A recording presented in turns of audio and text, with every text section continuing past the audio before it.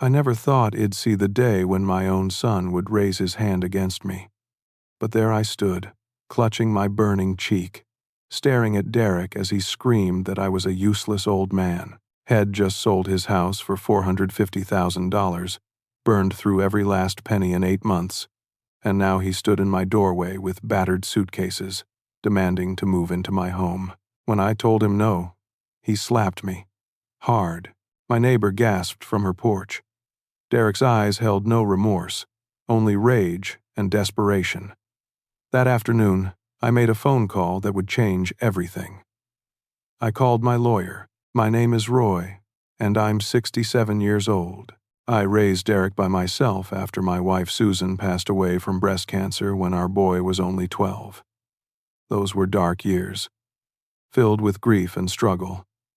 But I did what any father would do. I worked double shifts at the manufacturing plant where I was a floor supervisor, making sure Derek had everything he needed. New shoes when his old ones wore out, school supplies every September, a roof over his head, and food on the table every single night. I wasn't perfect. I know that. There were times I was too tired to help with homework, too worn down to attend every school function. But I showed up where it mattered. I taught him how to change a tire, how to balance a checkbook, how to treat people with respect. Or at least, I tried to teach him those things. Derek was a smart kid, made decent grades without much effort. He got accepted to the state university and studied business administration. I paid for all 4 years of his college education, took out a second mortgage on my house to cover what scholarships didn't. $73,000 total, but I figured it was an investment in his future. He graduated, got a job at a marketing firm, and seemed to be doing well. 7 years ago, he married a woman named Brenda. She was kind, soft-spoken, worked as a dental hygienist. I liked her immediately. They seemed happy together, and 3 years into their marriage, they had a son named Tyler. That little boy became the light of my life. I'd drive over every other weekend to spend time with him, teaching him the same things I'd taught Derek. We'd work in their garden together, and Tyler would laugh when earthworms wriggled between his tiny fingers. Derek and Brenda bought a beautiful 3-bedroom house in a good neighborhood for $300,000. It had a big backyard and a 2-car garage. Every time I visited, I felt proud. My son had built a good life for himself, had done better than I ever managed. Then, 6 months ago, everything changed. Derek called me on a Wednesday evening and announced he was selling the house. Just like that. No real explanation. Just that he had an incredible investment opportunity through a friend named Craig. Some kind of tech startup that was going to revolutionize online marketing. Derek talked fast, his words tumbling over each other with excitement. He said the opportunity was time-sensitive, that he needed to act immediately, that people who got in early were going to make millions. I remember the knot that formed in my stomach as I listened. I asked him if Head had the investment checked out by a financial advisor. He laughed, that dismissive laugh that made me feel small. He said, I didn't understand modern finance, that I was stuck in old ways of thinking. Said this was his chance to set his family up for life, to give Tyler opportunities I'd never been able to give him. That last part stung, but I swallowed my pride and warned him to be careful. He brushed me off, said he knew what he was doing, that he had a business degree for crying out loud. I asked to speak with Brenda, wanted to hear her thoughts on this decision. Derek got defensive, said Brenda supported him 100%, and that he didn't need permission from his wife or his father to make smart financial decisions. Looking back now, I should have pushed harder, should have driven over there and talked to Brenda face to face. But I didn't want to seem like I was interfering in their marriage or doubting my son's judgment. So I backed off and told him I hoped it worked out. The house sold quickly for $450,000. After paying off their remaining mortgage and closing costs, Derek walked away with about $390,000 in cash. He was ecstatic, calling me to share the news like Head won the lottery. I forced enthusiasm into my voice and congratulated him. For the next few months, I barely heard from Derek. He was always busy, always traveling for business meetings related to this investment. When I asked to visit Tyler, Derek said they were in the middle of relocating and things were hectic. He promised we'd get together soon. Then I ran into Brenda's sister Angela at the grocery store 2 weeks before the slapping incident. I was comparing prices on canned tomatoes when I heard someone say my name. I turned and there was Angela, her eyes red-rimmed and swollen. She looked like she'd been crying for days. We moved to the side of the aisle, and she told me everything. The investment opportunity was real, but that's not where the money went. Derek had met a woman named Jasmine at a networking event 4 months before selling the house. 26 years old, beautiful, and interested in everything Derek said. He was flattered by her attention, Angela explained, and one thing led to another. Derek didn't just have an affair.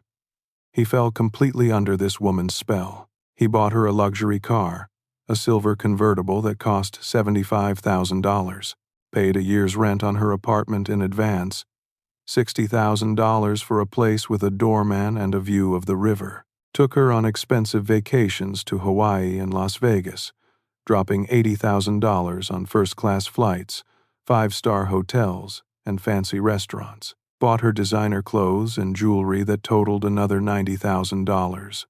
And the investment? He gave Jasmine $145,000 to start an online business selling handmade jewelry. The business never existed. Jasmine never made a single piece of jewelry. She just kept asking for more money, and Derek kept giving it to her. Brenda found out 3 months ago when credit card statements started arriving for accounts she didn't know existed. When she confronted Derek, he admitted everything. Said he'd made a mistake, but that Jasmine really loved him, that she was different from other women, that Brenda didn't understand their connection. Brenda filed for divorce the next day, took Tyler and moved in with Angela. Derek begged her to reconsider, promised he'd end things with Jasmine, swore the business was about to take off, and he'd make all the money back. Brenda didn't believe him. Neither did the divorce attorney she hired. And Jasmine? The moment Derek told her the money was gone, she disappeared, blocked his number, moved out of the apartment, drove away in the car he'd bought her. Just vanished like smoke. Derek lost his wife, his son, his home, and every penny of his money in less than 8 months. And according to Angela, he blamed everyone but himself. Blamed Brenda for not being understanding. Blamed Jasmine for lying to him. Blamed his friend Craig for introducing them. Blamed me for not supporting his dreams. I stood in that grocery store aisle, listening to Angela's story, and felt like someone had punched me in the chest. My son had destroyed his entire life for a woman who never cared about him. Had abandoned his responsibilities, betrayed his wife, and traumatized his child. And now, he had nothing. Angela grabbed my hand before we parted. She said Derek had been calling her, asking about Brenda and Tyler, making veiled threats about custody battles he couldn't afford to fight. She said he sounded desperate and angry. She told me to be careful. 2 weeks later, he showed up at my house with his suitcases. It was a Tuesday afternoon in late September. The weather was perfect, that golden autumn warmth that makes you grateful to be alive. I was in my backyard, tending my vegetable garden, pulling weeds from around the tomato plants, when I heard a car pull into my driveway. I straightened up, my lower back protesting, and wiped dirt from my hands onto my jeans. A beat-up rental car sat in my driveway, and Derek climbed out of the driver's seat. I barely recognized him. He'd lost weight, maybe 20 pounds, and not in a healthy way. His face looked gaunt, his clothes hung loose on his frame, and he had dark circles under his eyes. His hair, usually neat and styled, stuck up in greasy clumps. He looked like he hadn't showered in days. He opened the back door and pulled out 2 suitcases. Not nice luggage, but cheap fabric bags with broken zippers held together with duct tape. He dragged them up my driveway without saying hello, without asking how I was doing. just marched right up to my front door like he owned the place. I followed him, confused and concerned. Before I could ask what was happening, he turned to me and announced he was moving in. Not asked, announced. Said it was temporary, just until he got back on his feet, but his tone suggested he had no intention of leaving anytime soon. I took a deep breath, trying to stay calm. I told him he'd heard about what happened with Brenda and Jasmine, that I was sorry things had gotten so difficult, but that he couldn't move into my house. I explained, as gently as I could, that enabling his irresponsibility wouldn't help him learn or grow. I said he needed to face the consequences of his choices and figure out how to rebuild his life on his own. Derek's face turned red. He dropped the suitcases and stepped toward me, invading my space. He was taller than me by 3 inches, and he used that height to try to intimidate me. He said I owed him.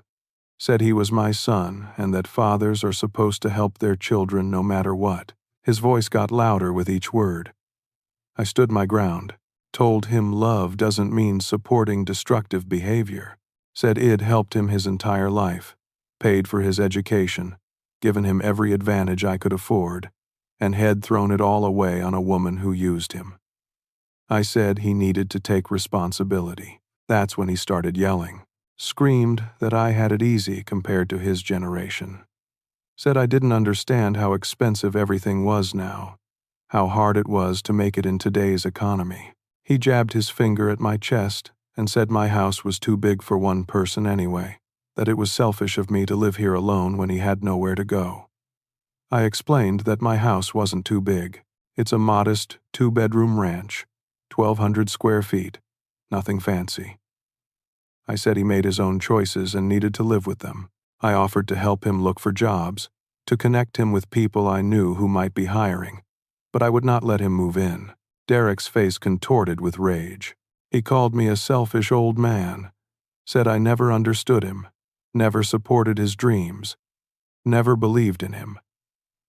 None of it was true, but truth didn't matter to him in that moment. He was looking for someone to blame, and I was standing right there. I turned to walk away, to end the conversation before it escalated further. That's when he grabbed my shoulder and spun me around. I stumbled, caught off balance, and then his hand connected with my face. The slap echoed in the quiet afternoon. My cheek burned, and my eyes watered from the shock and pain. I touched my face, feeling the heat radiating from where head hit me. Derek stood there, breathing hard, his hand still raised. From across the yard, I heard Mrs. Patterson gasp. She was sitting on her porch with her afternoon tea, and Shed witnessed the whole thing. Her hand covered her mouth, and her eyes were wide with shock. Derek saw her too. For just a second, I saw something flicker in his eyes.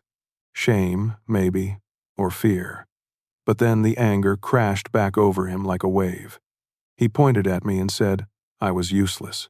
Said I'd always been useless, that Mom was the only one who ever really loved him, and it should have been me who died instead of her. Those words hurt worse than the slap. Derek grabbed his suitcases and stormed back to his rental car. He threw the bags in the back seat and peeled out of my driveway, leaving tire marks on the concrete. Mrs. Patterson hurried over, asking if I was okay, saying she couldn't believe what she'd just seen. I assured her I was fine, though I wasn't. Not really. She insisted on writing down everything she witnessed. Got a notebook from her house and documented the date, time, and exactly what happened. She signed and dated her statement, then made me promise to report this to the police. I said I would. But first, I needed to document the injury. I went inside and took several photos of my face from different angles. My right cheek was bright red and already starting to swell. By evening, I'd have a bruise. Then I called my friend Harold Brennan. We'd known each other for 35 years, ever since his son and Derek played Little League together.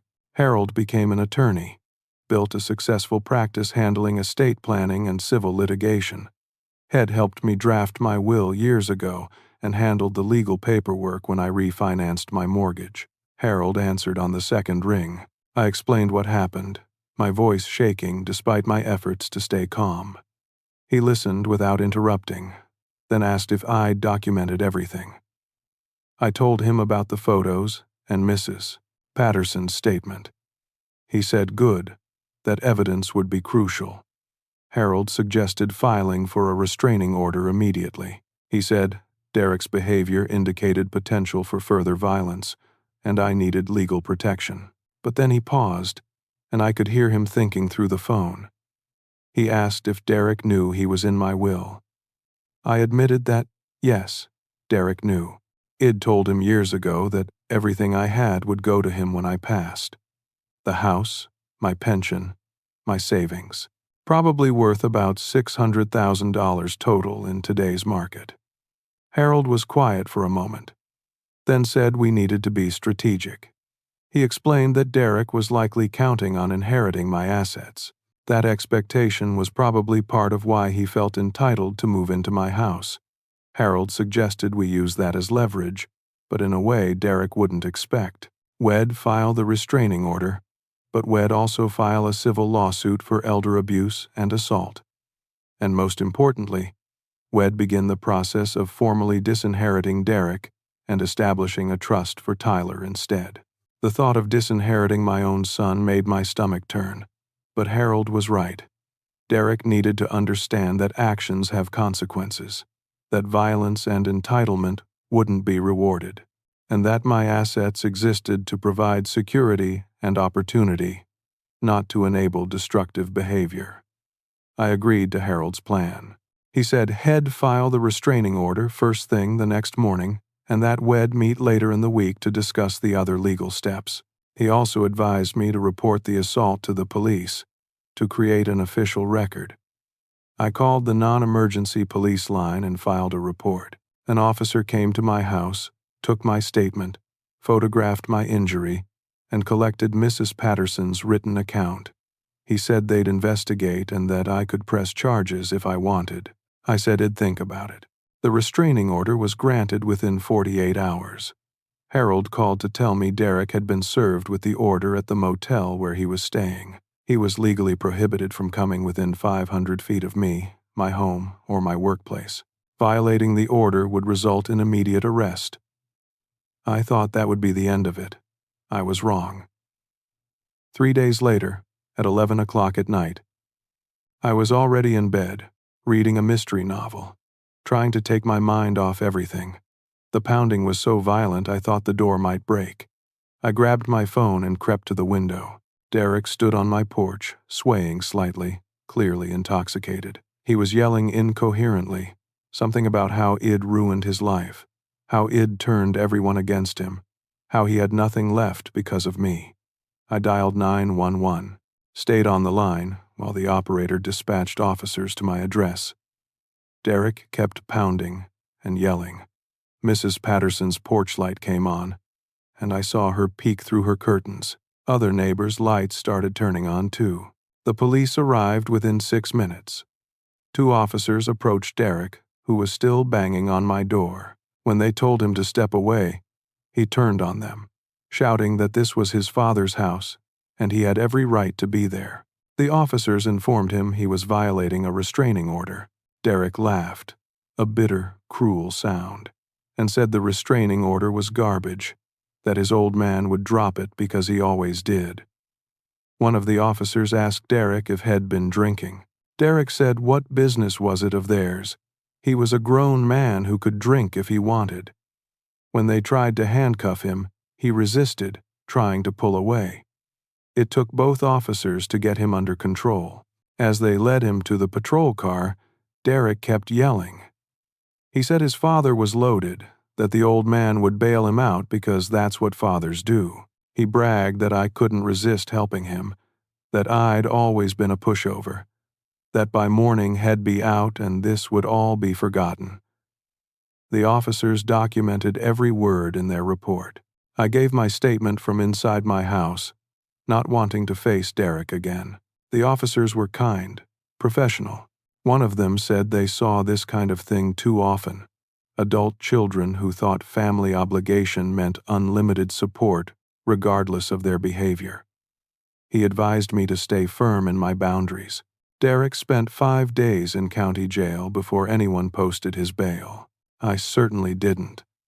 I let him sit there, hoping maybe the experience would shake some sense into him. Harold said it was good that I didn't bail him out, that it demonstrated I was serious about boundaries.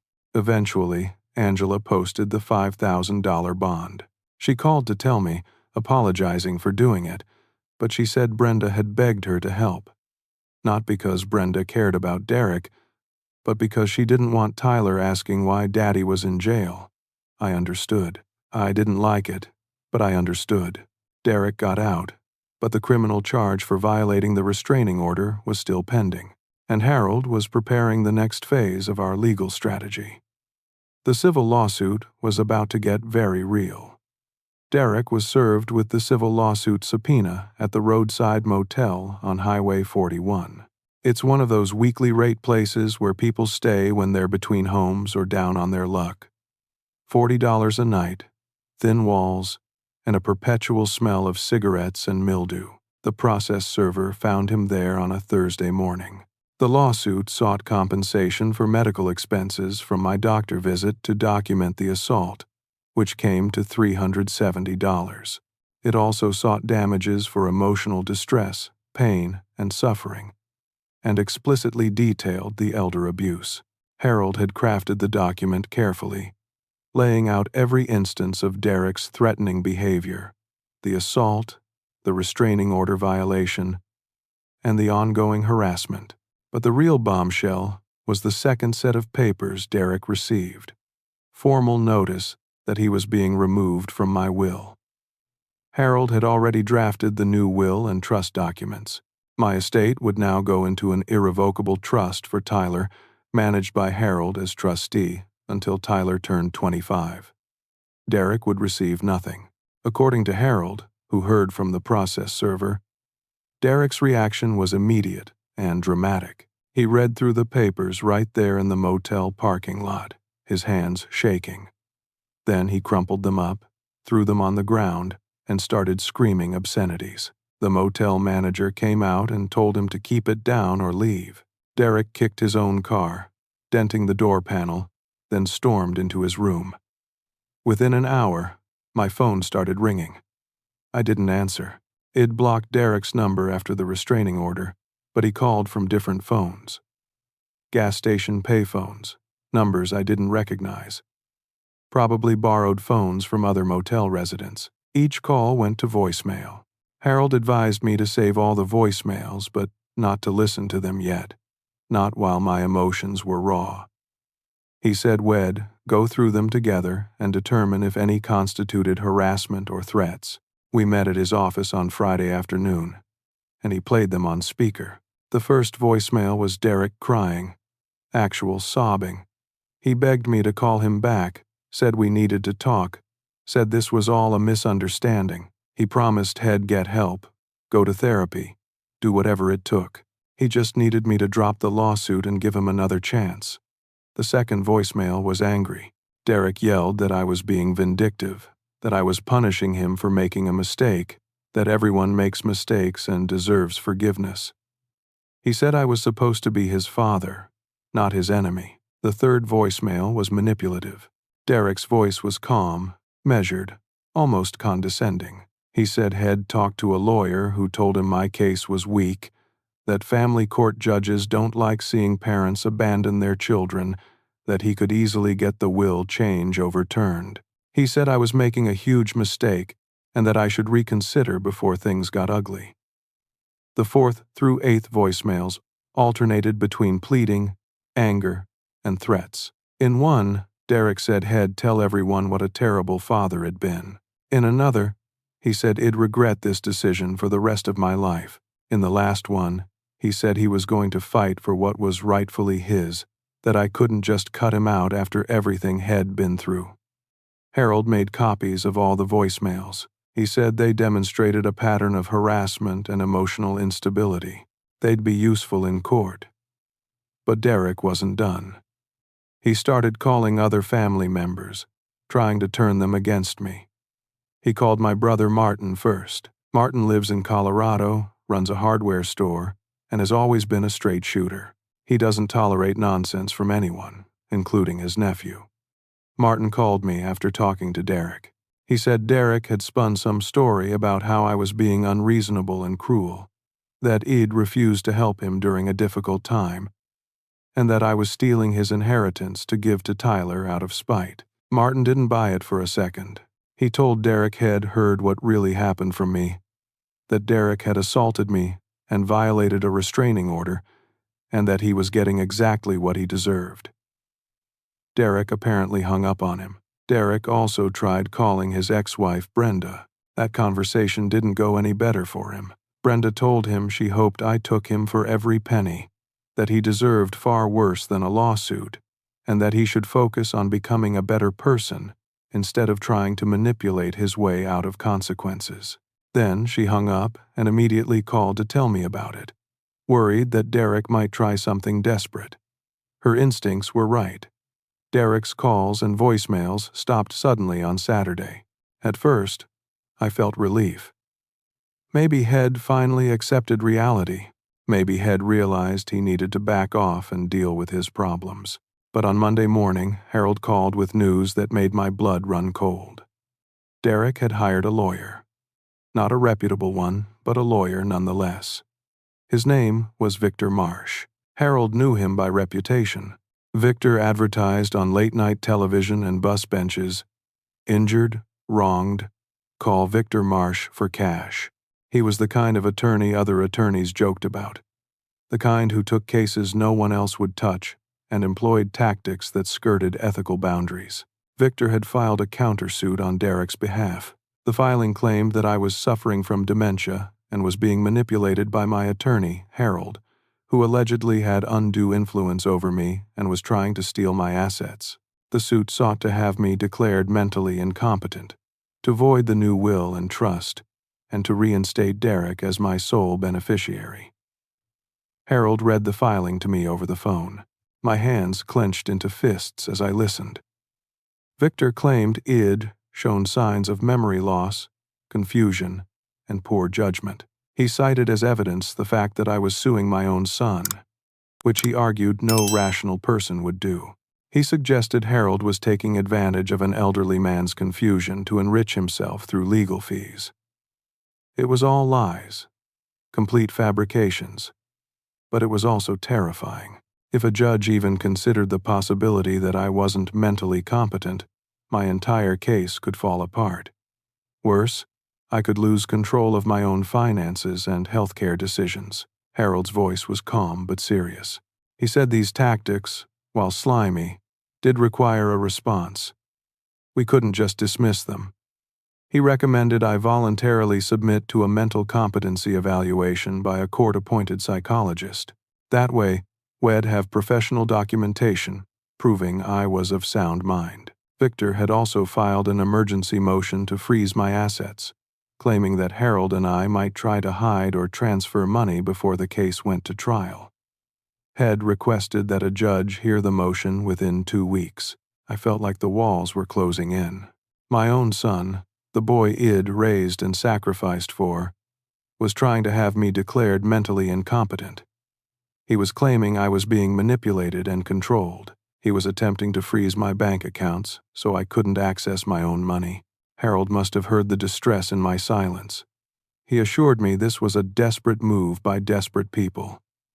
He said judges saw through these tactics all the time, especially from attorneys like Victor Marsh, but we needed to be proactive and thorough in our response.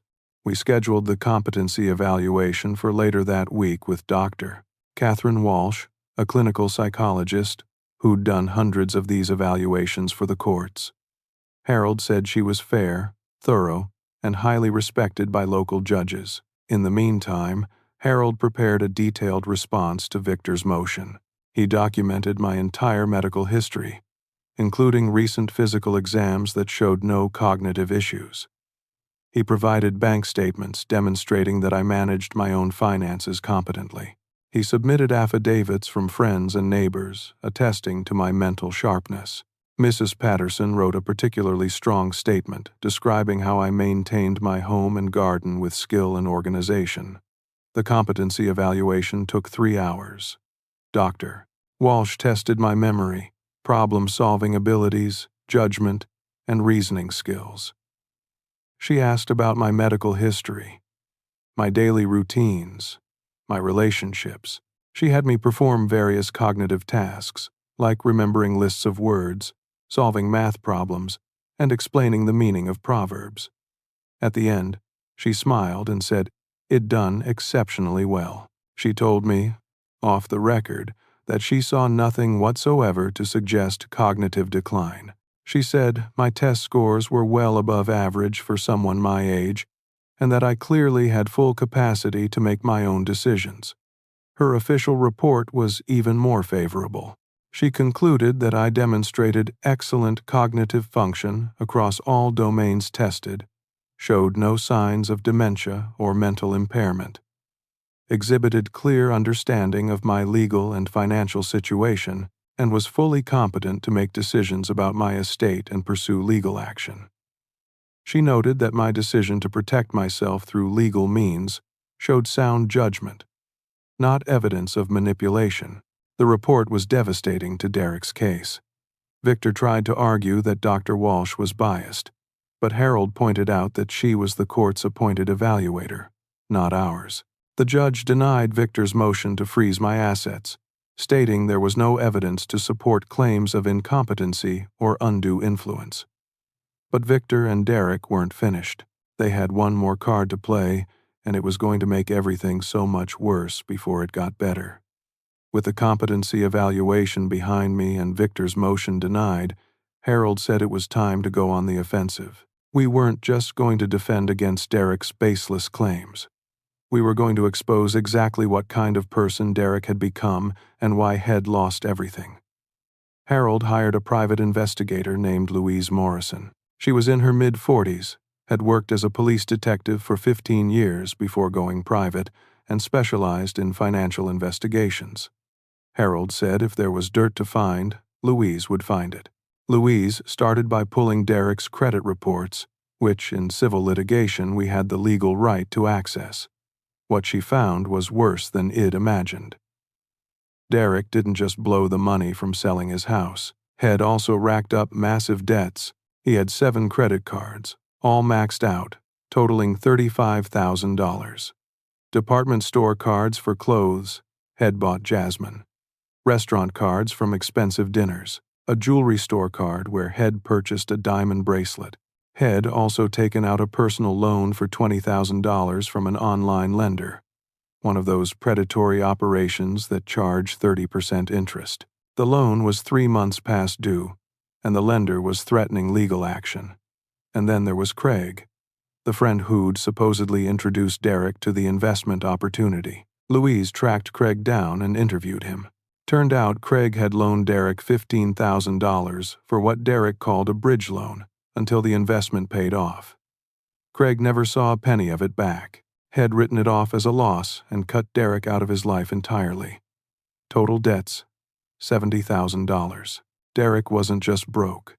He was deep in the hole with no way out. But Louise didn't stop with the financial investigation. She started digging into Jasmine's background, and what she uncovered made me feel sick. Jasmine's real name was Jessica Hendricks. She was 31 years old, not 26, like Shed told Derek. She had a criminal record in 2 states. In Nevada, Shed been arrested for fraud and theft. In California, Shed been charged with grand larceny. Both cases were pled down to misdemeanors with probation, but the pattern was clear. Louise found 4 other men who'd filed police reports about Jessica. Shed used slightly different approaches with each one, but the core scheme was the same. Meet a man with money, usually someone recently divorced or lonely, show interest in him, make him feel special, start a romantic relationship, then slowly extract money through various stories. Business opportunities, medical emergencies, family crises. Once the money dried up, disappear. Derek was just the latest victim. But because Head been so eager to believe her, so desperate to feel important and desired, Head given her more money than all the other victims combined. Louise tracked Jessica to Arizona, where she was apparently running the same game on a real estate developer. Louise contacted the developer anonymously and tipped him off. She also notified Arizona law enforcement about Jessica's whereabouts and outstanding warrants.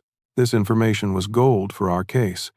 It demonstrated that Derek hadn't just made a bad investment decision, had fallen for a known con artist because he was too arrogant and foolish to see the obvious red flags. It showed catastrophic lack of judgment. While Louise worked on the investigation, something else happened that shifted the entire emotional landscape for me. Brenda reached out. She called on a Wednesday afternoon. Her voice was hesitant, apologetic. She said she wanted to talk, if I was willing. I suggested we meet for coffee at a diner halfway between our homes. We sat in a booth by the window, both of us nervous and unsure how to start. Brenda looked tired but more at peace than when I'd last seen her. Shed lost the haunted look Shed had during the worst of the situation with Derek. She apologized for not contacting me sooner, said she'd been so overwhelmed with the divorce, moving, and helping Tyler adjust that she'd isolated herself from everyone, including me. She said she knew none of this was my fault, that Derek's choices were his own.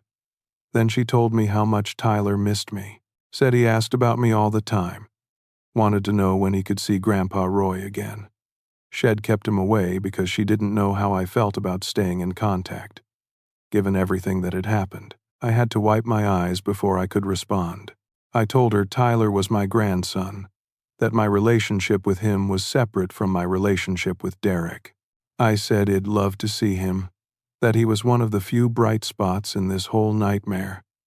We arranged for me to pick Tyler up after school that Friday. Brenda warned me that he'd been struggling with all the changes, the divorce, moving to a new apartment, his father's absence, had started having nightmares, and had become clingy with Brenda. She said she was taking him to a child therapist to help him process everything.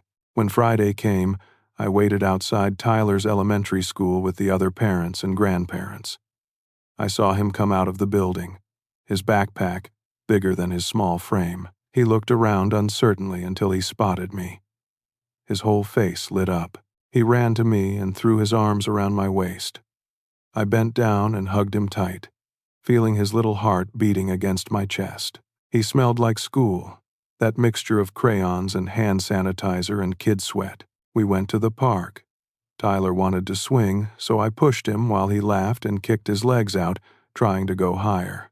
Eventually, he got tired and we sat on a bench, sharing the peanut butter sandwiches I'd packed.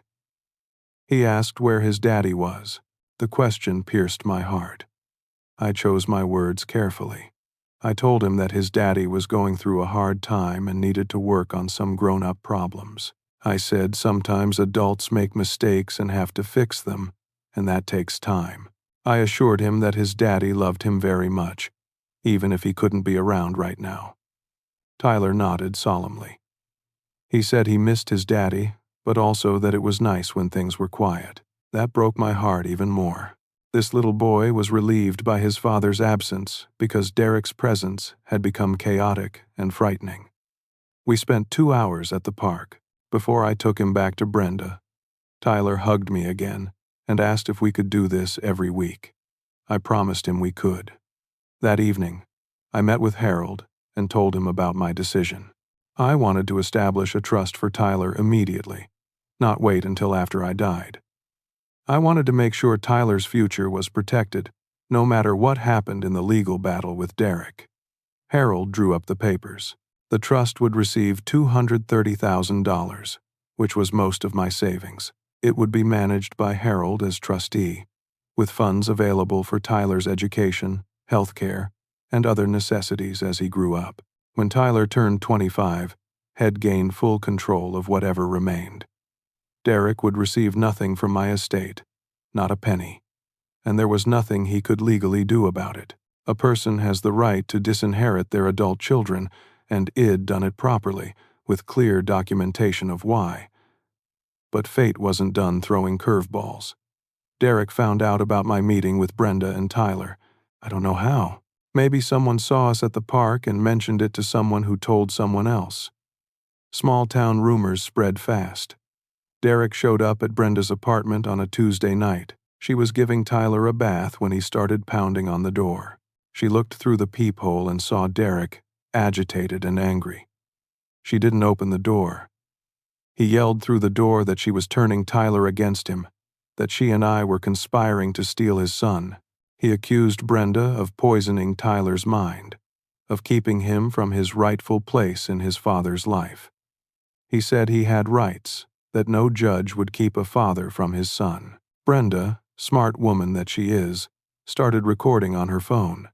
She captured Derek's rant, including the part where he threatened her. He said if she kept Tyler from him, he'd make sure she regretted it. He'd find a way to take Tyler from her. He'd prove she was an unfit mother. He'd make her life hell. Brenda waited until Derek left, then called the police. She filed a report about the threats. Then she called her divorce attorney and provided the recording. Her attorney immediately filed for full custody with no visitation rights for Derek. The recording became Exhibit A. Brenda also sent the recording to Harold. When he played it for me, I felt rage and sadness in equal measure. This was my son, the boy I'd raised, and had become this threatening, desperate man who would intimidate the mother of his child. Harold said the recording was crucial for our case. It demonstrated Derek's pattern of threatening behavior toward family members. It showed his instability and poor judgment. It would be devastating to any argument Victor tried to make about Derek deserving his inheritance. Everything was building toward the courtroom. The evidence was overwhelming. Derek's behavior spoke for itself, but I knew the hardest part was still ahead. He'd have to face my son in court, look him in the eye, and hold firm to the truth. Justice was coming, but it would hurt before it healed.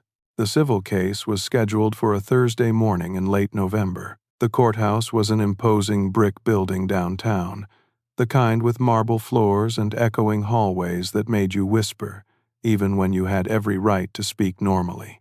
Harold and I arrived 30 minutes early. He carried a leather briefcase stuffed with documents, evidence, recordings, photographs. Everything we needed to prove our case.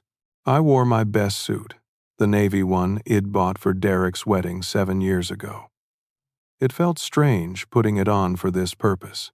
We sat on a wooden bench outside courtroom 3, waiting. Other people passed by, some in suits with attorneys, others looking lost and scared. The justice system can be intimidating even when you're in the right. Derek arrived 10 minutes before the hearing was scheduled to start. He was with Victor Marsh, who looked exactly like his bus bench advertisements. Spray-tanned, slicked-back hair, a suit that was expensive but somehow still managed to look cheap. Derek had lost more weight. His suit hung on him like he was a child playing dress-up in his father's clothes. Our eyes met across the hallway. For just a moment, I saw something in his face. Fear, maybe, or regret. But then, Victor said something to him, and Derek's expression hardened into anger. We were called into the courtroom. Judge Patricia Thornton presided, a woman in her early 60s with sharp eyes and a no-nonsense demeanor.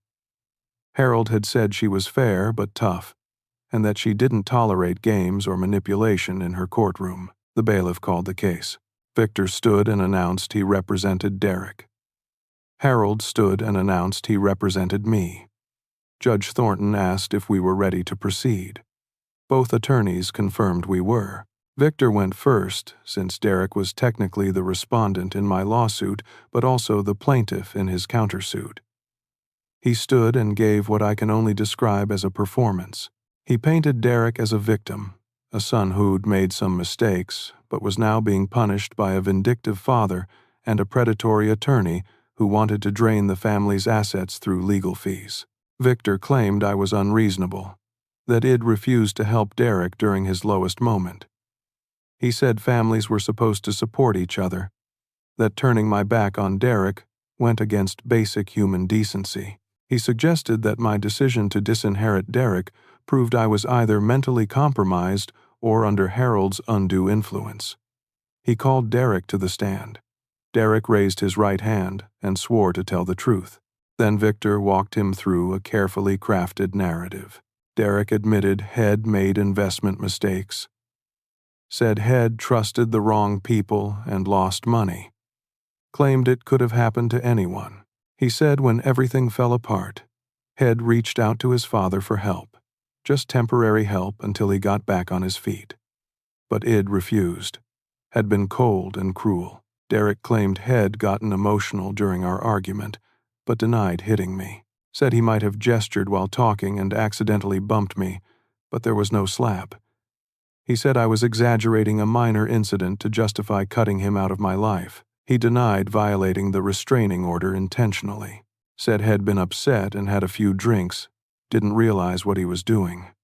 Said the police overreacted. He claimed he loved his son Tyler and was devastated that Brenda was keeping them apart. Said Head gone to Brenda's apartment to plead for visitation, not to threaten her. Said the recording was taken out of context.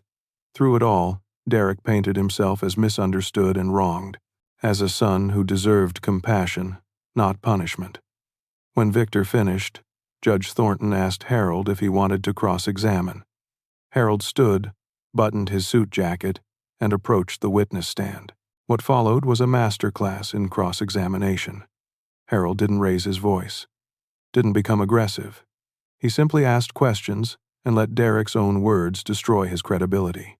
Harold asked Derek to explain exactly how Head spent the $450,000 from selling his house. Derek tried to deflect, saying it was complicated. Harold pressed. Derek finally admitted Head given money to Jasmine for her business. Harold asked how much. Derek said around $145,000. Harold asked what due diligence Derek had done before investing. Derek said Head trusted her. Harold asked if Head seen a business plan. Derek said no. Had he consulted with a financial advisor? No. Had he researched the jewelry market? No. Had he verified that Jasmine had any experience in business? No. Harold asked about the luxury car. Derek admitted buying it. The apartment? Yes. The vacations? Yes. The designer clothes and jewelry? Yes. But Head wanted to make her happy. Harold asked if Derek understood that Head spent $390,000 on a woman Head known for 4 months, while his wife and son lived in uncertainty. Derek's face reddened. He said it was more complicated than that. Harold moved to the assault. He showed Derek the photographs of my bruised face, asked if that looked like an accidental bump. Derek shifted in his seat, said the photos were exaggerated, that I bruised easily. Mrs. Patterson's written statement was entered into evidence. Shed witnessed the slap, described it clearly, said there was no ambiguity. Derek claimed she was old and her vision wasn't good. Judge Thornton made a note. Harold played portions of the voicemails Derek had left me. The angry ones where he called me vindictive and selfish. The threatening ones where he said, "I'd regret my decisions." Derek squirmed, said Head been emotional and didn't mean those things. Then Harold played the recording of Derek at Brenda's apartment. The threats were clear and chilling. Derek's voice saying Head make Brenda regret keeping Tyler from him, that Head prove she was unfit, that Head make her life hell. Derek tried to explain it away, said Head been frustrated, that any father would be upset about not seeing his son. Harold asked if threatening the mother of his child was appropriate behavior. Derek said he hadn't threatened anyone, it was just talk. Judge Thornton interrupted and asked Derek to listen to his own words on the recording again. She replayed the section where he explicitly threatened Brenda. Then she asked Derek if he stood by his claim that those weren't threats. Derek stammered, finally admitting that maybe his words had been poorly chosen. Harold asked about Derek's debts. The $35,000 in credit cards, the $20,000 loan, the $15,000 owed to Craig. Derek claimed those were temporary setbacks, that He'd pay everything back once he got on his feet.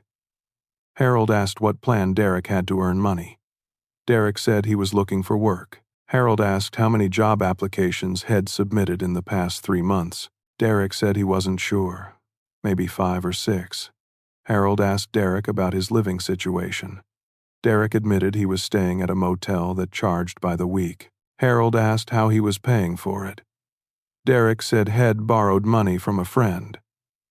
Harold asked which friend. Derek hesitated, then admitted it was Craig, the same person he already owed $15,000. By the time Harold finished, Derek looked small and defeated. Every aspect of his story had been picked apart, every excuse exposed as hollow. Judge Thornton called a brief recess. Derek nearly ran from the courtroom. Victor followed him, probably trying to do damage control. When we reconvened, Harold called me to the stand. I raised my right hand, swore to tell the truth, and sat down in the witness chair. I'd been nervous about this moment, worried I'd get emotional or say the wrong thing. But once I started talking, the words came naturally. Harold asked me to describe my relationship with Derek growing up. I talked about raising him alone after Susan died, about working double shifts to provide for him, about paying for his college education, about being proud of the man I thought had become. Harold asked me to describe what happened the day Derek came to my house with his suitcases. I recounted it all. The demand to move in, my refusal, Derek's escalating anger, the slap that left my face bruised for a week. Harold asked how I felt when Derek hit me.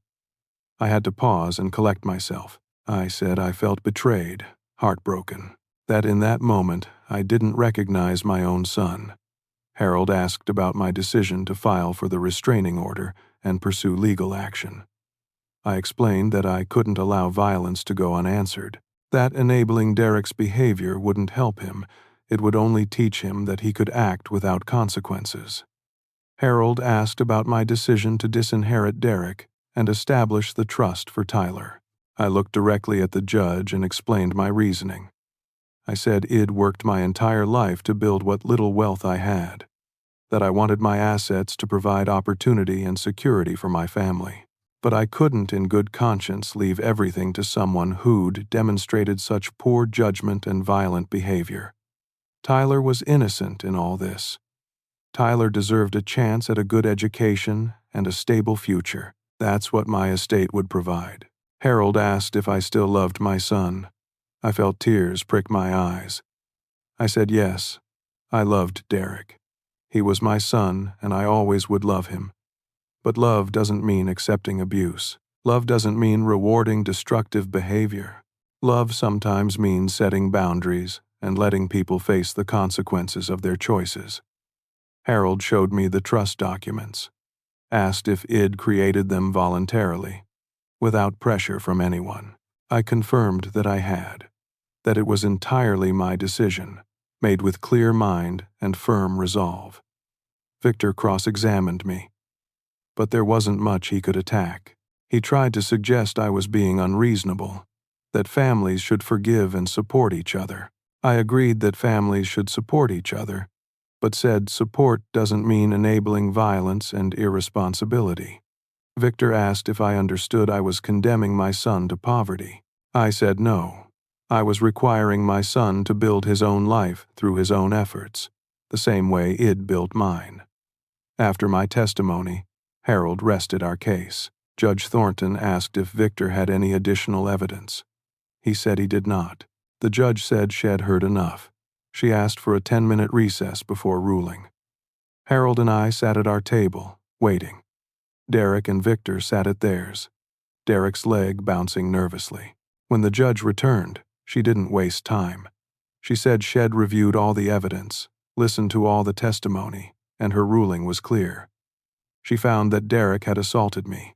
The photographic evidence, eyewitness statement, and police report were conclusive. She found that Derek had violated the restraining order, which was documented by his arrest. She found that Derek's voicemails and behavior toward Brenda constituted a pattern of threatening and intimidating conduct. She said Derek's claims about my mental competency were baseless and offensive, contradicted by professional evaluation. She said there was zero evidence of undue influence by Harold. She ruled in my favor on all counts. awarded me $15,000 in damages for the assault and emotional distress, upheld my right to disinherit Derek, made the restraining order permanent. But she wasn't finished. Judge Thornton said she was disturbed by Derek's behavior throughout these proceedings, that his testimony had been evasive and dishonest, that his actions toward his family members showed a troubling pattern. Then she looked directly at Derek and said something he'll never forget. She said, "Entitlement destroys lives," that Derek had been given every advantage and squandered it all because he thought the world owed him something. She said the most dangerous thing a person can believe is that they deserve to be rescued from their own bad choices. Derek's face crumpled. I thought he might cry. Instead, he exploded. He shot to his feet and started yelling. Called the judge biased, called me a horrible father, said I'd ruined his life, that everything was my fault, that I'd never understood him or supported his dreams. His voice echoed off the courtroom walls. Victor tried to grab Derek's arm, to get him to sit down and shut up. Derek shook him off. He pointed at me and said I was a selfish old man who should have been dead instead of his mother. Judge Thornton's gavel cracked like a gunshot.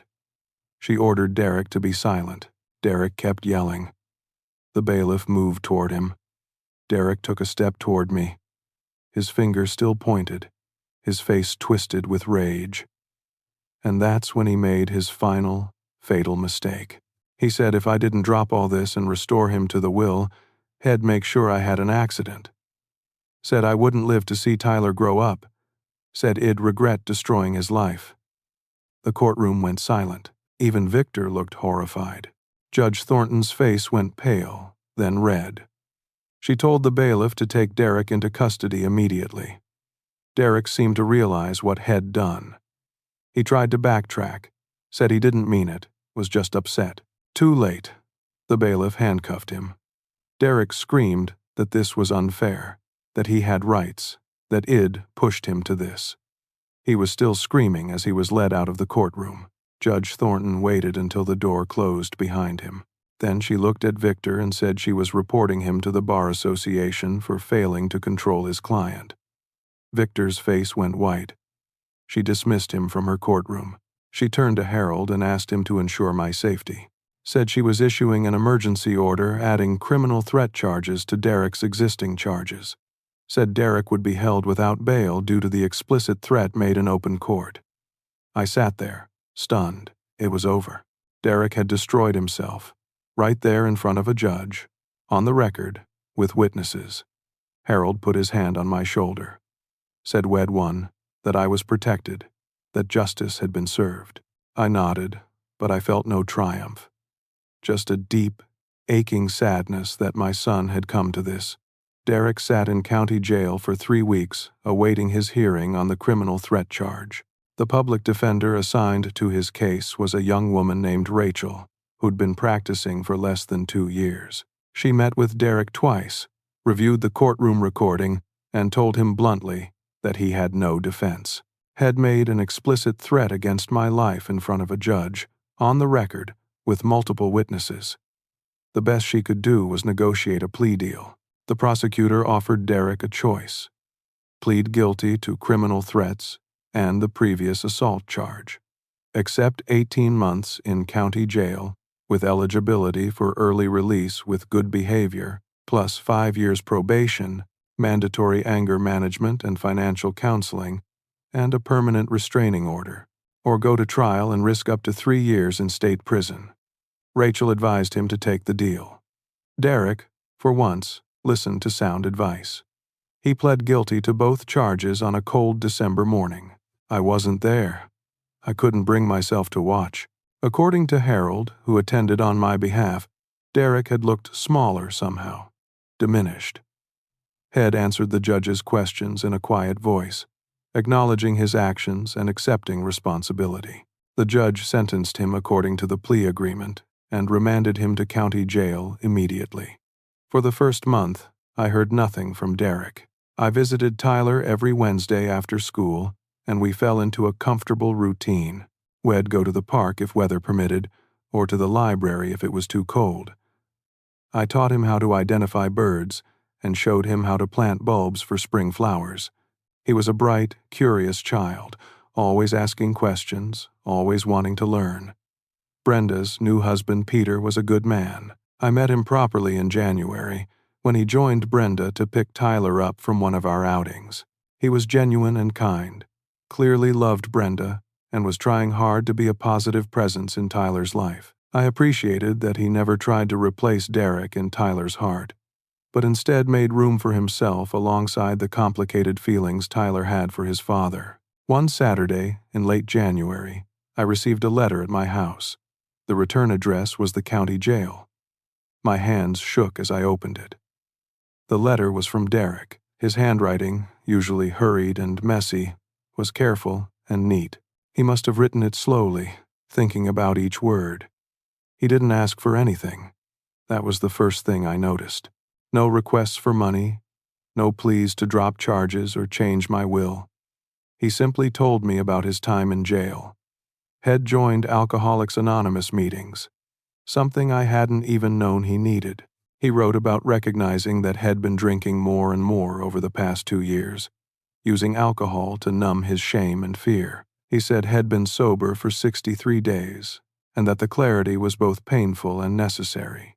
Had enrolled in a financial literacy program the jail offered, learning about budgeting, debt management, responsible decision-making. He said he was ashamed at how little Head understood about money despite having a business degree. He said Head let arrogance and entitlement replace actual knowledge.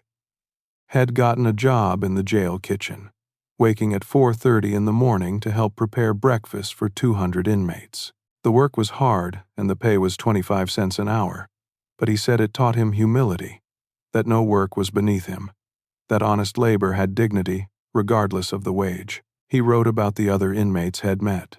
Men who'd made terrible choices, yes, but many who'd also faced systemic injustices and limited opportunities they'd never had to confront.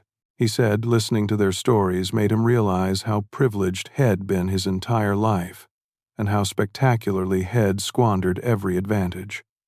He mentioned the books Had been reading. Several were titles I'd recommended over the years that Had always dismissed as boring or old-fashioned. He said he finally understood what I'd been trying to teach him through those recommendations. Lessons about character, responsibility, and the long-term consequences of short-term decisions. He wrote about understanding, finally, what it meant to be a father, that Tyler deserved better than the man Had been, that if he wanted any relationship with his son in the future, Had have to become someone worthy of Tyler's respect. The letter ended simply, I don't expect forgiveness. I just wanted you to know. I'm finally listening to the lessons you tried to teach me my whole life. Thank you for not giving up on teaching them, even when I refused to learn. I read the letter 3 times, then I sat at my kitchen table and cried. Not tears of anger or pain, but something more complex. Grief for all the years wasted. Hope that maybe Derek was finally growing up. Exhaustion from carrying this burden for so long. I didn't respond immediately. I needed time to process my feelings, to decide what kind of relationship, if any, I wanted with Derek going forward. I showed the letter to Harold during one of our regular check-ins. He read it carefully, then said it seemed genuine, but he cautioned that people often make promises and commitments they can't keep, especially when they're incarcerated and desperate. Real change requires sustained effort over time, not just good intentions in a moment of crisis. I knew he was right. One letter didn't erase years of poor choices and destructive behavior. But it was a start. Maybe. The months passed. I focused on my life, my garden, my weekly time with Tyler.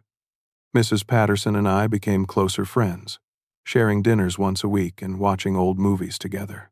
My brother Martin visited for a week in March, and we hiked trails in the state park, talking about everything and nothing. Spring arrived with its usual promise of renewal. I planted tomatoes and peppers in my garden, working the soil with my hands, finding peace in the simple rhythm of tending growing things. Derek was released in late April after serving 14 months with good behavior reductions. He didn't contact me right away, which I respected.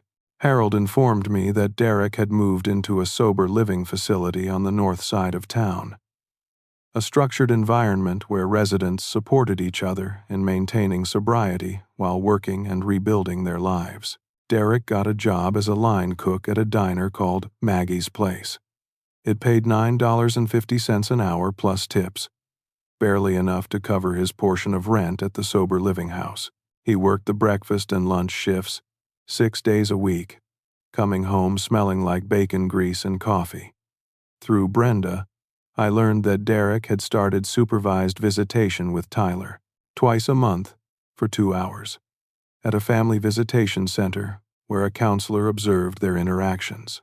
Brenda said the visits were awkward, that Derek didn't know how to talk to Tyler anymore, that Tyler was shy and uncertain with his father he barely remembered, but Derek kept showing up.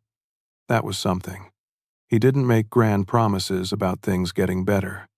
He just showed up, sat with his son, and tried to be present for those 2 hours every other week. 6 months after Derek's release, I received another letter.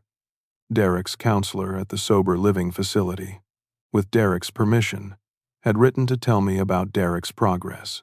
The counselor said Derek attended mandatory counseling sessions and voluntary AA meetings. He was 9 months sober.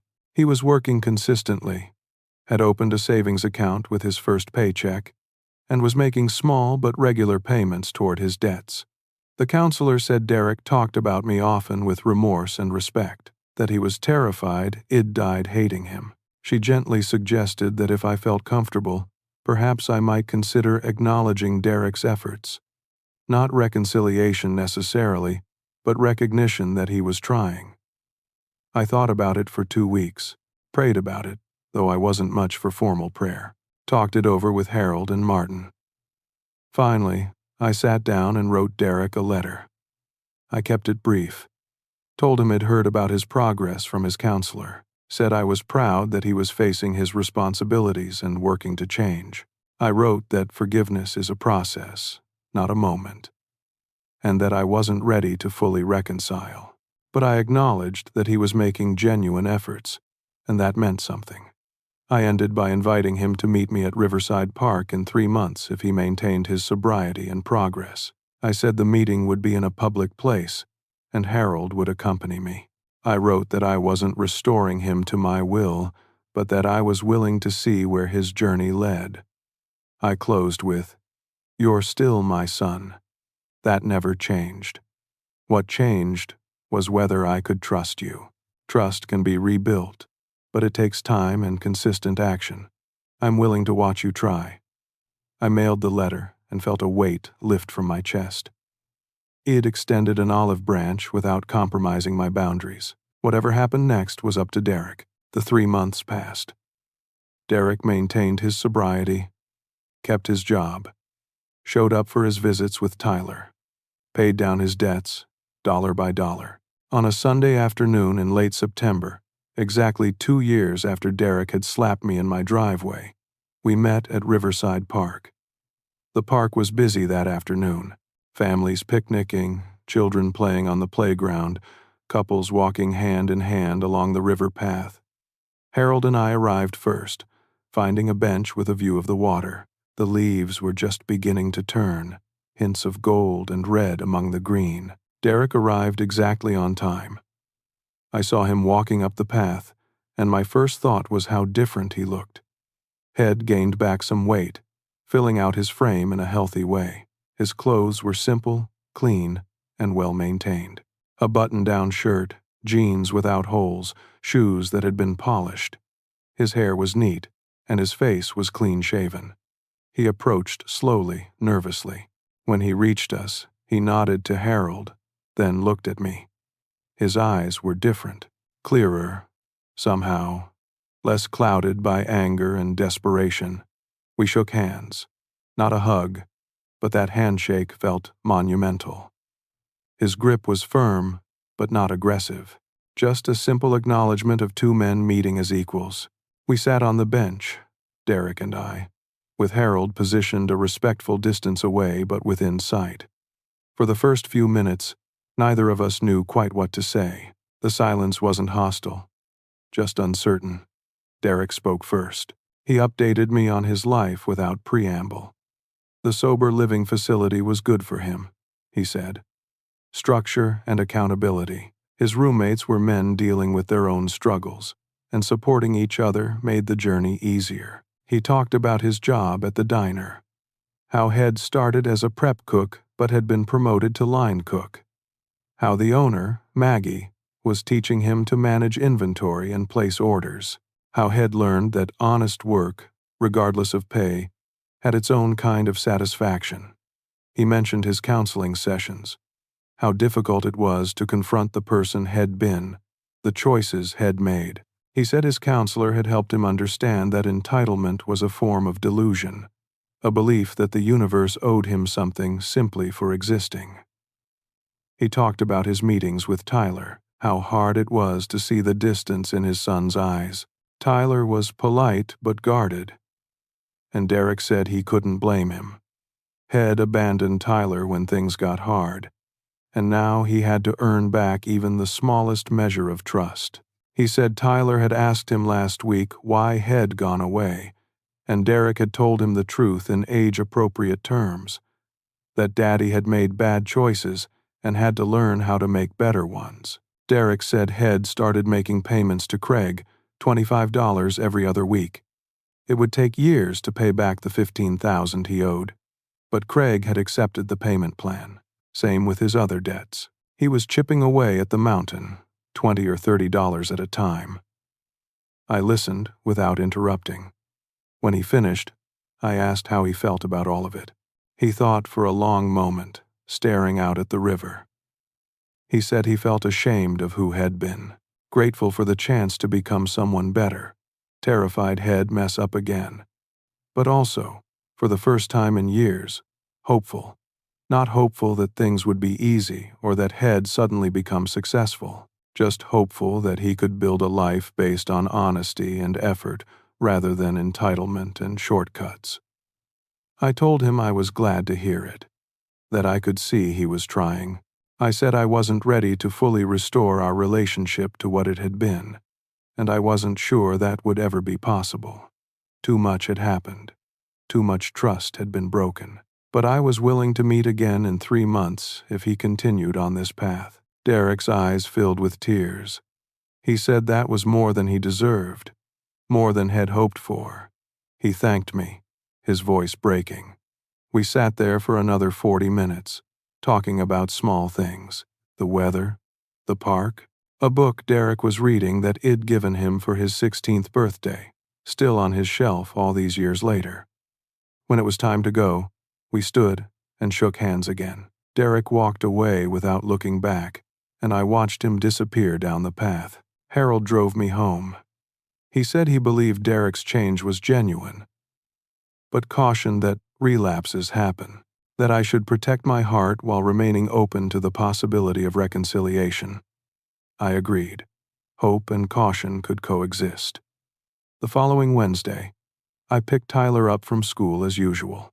We went to my house and worked in the garden, harvesting the last of the summer tomatoes before the first frost. Tyler chatted about his week, his new friend at school, a science project about the solar system. As we washed tomatoes at the outdoor spigot, Tyler mentioned that his dad had come to his soccer game the previous Saturday.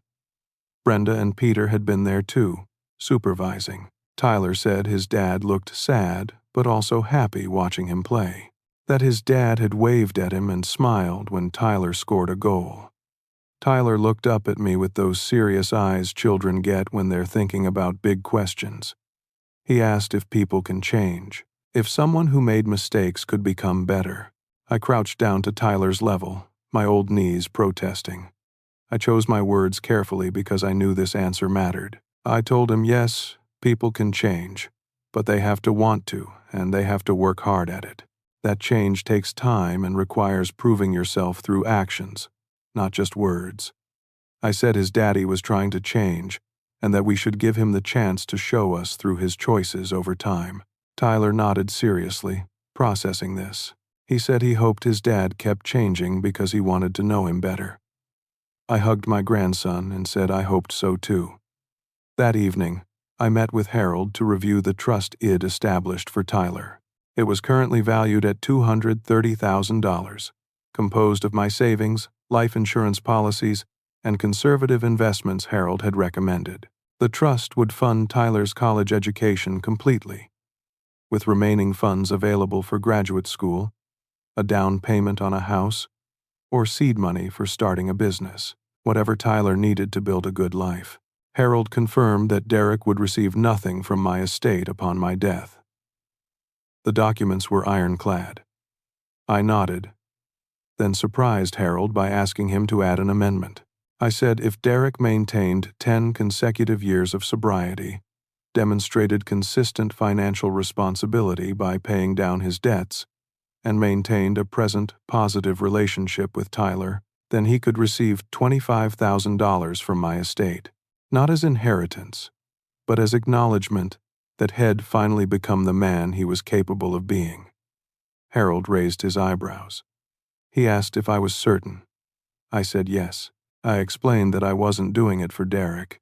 I was doing it because I wanted Tyler to see, when he was old enough to understand, that his grandfather had believed people could change, that, even after everything, I'd left room for redemption if it was genuinely earned.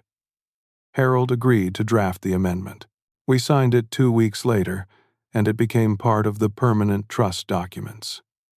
That evening, I sat on my back porch with a cup of coffee, watching the sun set behind the trees. I thought about Susan and wished she could see Tyler. She would have loved him so much. I thought about Derek and the long road still ahead of him. I thought about the choices that had brought us all to this point. I realized that being a parent doesn't end when your children become adults. The relationship changes, the responsibilities shift, but the connection remains. And sometimes the hardest part of loving someone is knowing when to let them fall so they can learn to stand on their own. The hardest lesson I'd learned through all of this was that love without boundaries isn't really love. It's fear. Fear of losing someone. Fear of being alone. Fear of seeming unforgiving. But real love, strong love, sometimes looks like a closed door and firm consequences. My son had to lose everything to discover who he really was underneath the entitlement and poor choices. If I'd taken him in that day when he showed up with his suitcases, if I'd posted his bail, if I'd given him money, I would have robbed him of the only chance he had to grow up. The hardest thing I ever did was let my son face the results of his own decisions. But it was also the most important thing. Because now, when he stands up, he'll be standing on his own 2 feet. And maybe, someday, he'll teach Tyler what he learned the hard way about responsibility, consequences, and the dignity of honest work. You can't save people from themselves, but you can refuse to drown with them, and sometimes that refusal is what finally teaches them to swim. My relationship with Derek may never be what it was, or what I hoped it would be. The trust is damaged, perhaps permanently, but I can look at myself in the mirror each morning without shame. I can hug my grandson without carrying the weight of enabling destruction, and I sleep at night knowing I did the right thing, even when it hurt more than I thought I could bear. That's enough. That has to be enough. The following spring, on Tyler's 9th birthday, we planted an apple tree in my backyard together. Tyler carefully scooped soil around the sapling's roots while I steadied the thin trunk. I told him that in a few years, this tree would bear fruit, that we'd harvest apples together and make pies, that long after I was gone, this tree would still be here, growing and producing. A living reminder of the afternoon we spent together. Tyler asked if his dad could help us harvest the apples someday. I said maybe, if his dad continued working hard and proving head changed. Tyler seemed satisfied with that answer. We watered the tree together, then sat in the grass eating birthday cake Brenda had sent home with him. Tyler leaned against my shoulder, and I put my arm around him. In that moment, everything was imperfect and uncertain, but there was peace. And peace, I've learned, is the truest form of wealth. Not money, not property, not even family legacy. Peace that comes from protecting what's valuable without destroying what's precious. Peace that comes from loving someone enough to let them find their own way, even when the path is painful. Derek and I meet quarterly now. Brief visits, always supervised by Harold's presence, always in public places. Derek tells me about his progress, and I listen. Has 18 months sober now, has been promoted to assistant manager at the diner. He sees Tyler every week. Unsupervised visits approved by the court after a year of consistent, appropriate behavior. It's not the relationship I imagined having with my adult son, but it's honest. And honesty, I've discovered, is the foundation everything else has to be built on. I'm 69 now. My back aches more than it used to, and I move slower in the mornings, but my garden still flourishes. Tyler still visits every Wednesday, and I still wake up each day with purpose and dignity intact. Derek may never fully earn back my trust. He may never receive anything from my estate beyond that conditional $25,000, but he's building his own life now, brick by brick, paycheck by paycheck. And that's what I wanted all along. Not for him to inherit my money, but for him to inherit my work ethic, my integrity, my understanding that nothing worth having comes without effort and sacrifice. The story doesn't have a fairy tale ending. Derek and I aren't fully reconciled. Has not suddenly successful or wealthy. Tyler still carries scars from his parents' divorce and his father's abandonment, but we're all moving forward, day by day, doing the best we can with the choices we've made and the lessons we've learned. And sometimes, that's the only happy ending that matters. Not perfection, but progress. Not miracles, but honest effort. Not forgetting the past, but refusing to let it define the future. I look at that apple tree Tyler and I planted, now showing its first tiny leaves, and I think about growth, about how it happens slowly, almost invisibly, until one day you look up and realize something beautiful has taken root. That's my hope for Derek. That's my hope for Tyler. That's my hope for all of us. That we keep growing, keep trying, keep becoming better than we were yesterday. And that we have the courage to set boundaries, demand better, and believe that change is possible even when it seems impossibly hard. Because in the end, the greatest gift I can give my grandson is not money in a trust fund. It's the example of a man who loved his son enough to let him fail, and loved his grandson enough to ensure he'd never have to. That's the legacy I choose to leave.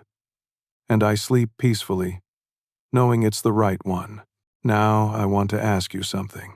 Have you ever had to set a hard boundary with someone you love? Have you struggled with the difference between helping and enabling? What would you have done in my situation? I'd love to hear your thoughts in the comments below. If this story touched you, please take a moment to hit that like button. It helps more people find these stories and reminds us all that we're not alone in facing difficult family situations. Subscribe to the channel so you don't miss future stories about real-life challenges and the courage it takes to face them. And if you know someone who might benefit from hearing this story, someone dealing with their own struggles around family boundaries and tough love, please share it with them. Thank you for listening to my story. I know it wasn't easy to hear, just like it wasn't easy to live. But I hope it gave you something to think about. Maybe even something that helps you in your own life. May you find the strength to love fiercely while holding firm boundaries.